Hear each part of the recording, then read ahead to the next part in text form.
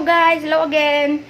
My second menu, hindi naman menu, yung susunod kong gagawin guys ay yung nakita nyo yun, nag-iinit ako ng tubig.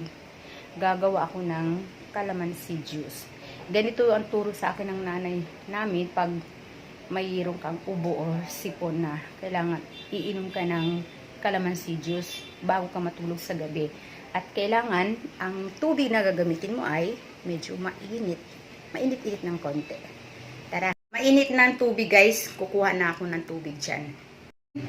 Yan yung calamansi guys na piniga ko na guys. Mga 15 pieces yan.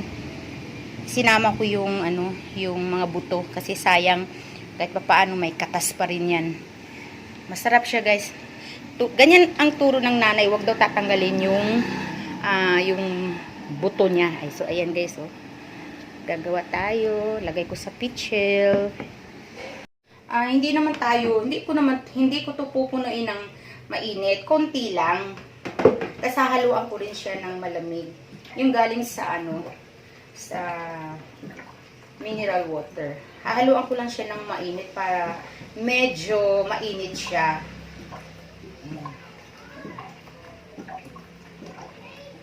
Ayan. Ayan na guys. May mainit na akong tubig. Tapos hahaluan ko ngayon siya ng tubig galing sa mineral. Nawala yung mineral. Ay, isinalin. Ngayon, lalagyan natin siya ng asukal ng white.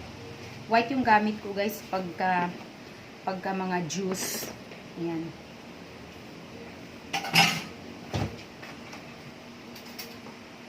Okay, tansya-tansya din yung asukal, kung ilang kutsara.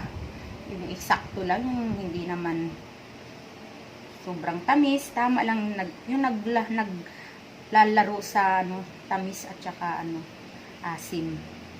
2, 3, 4, 5. I think gawin natin 5. Okay. Ganun lang, tansya-tansya lang yung guys, yung paglalagay ng asukal. Ayan.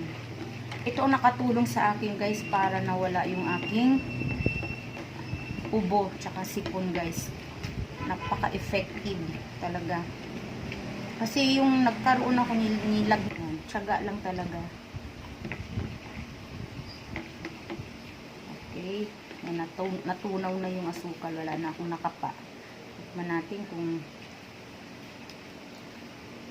okay guys, eksakto yung tamis kasi kabisado ko na yung liit ng pitchel na to kasi nakagawa na nga ako nito, kaya eksakto talaga guys, perfect.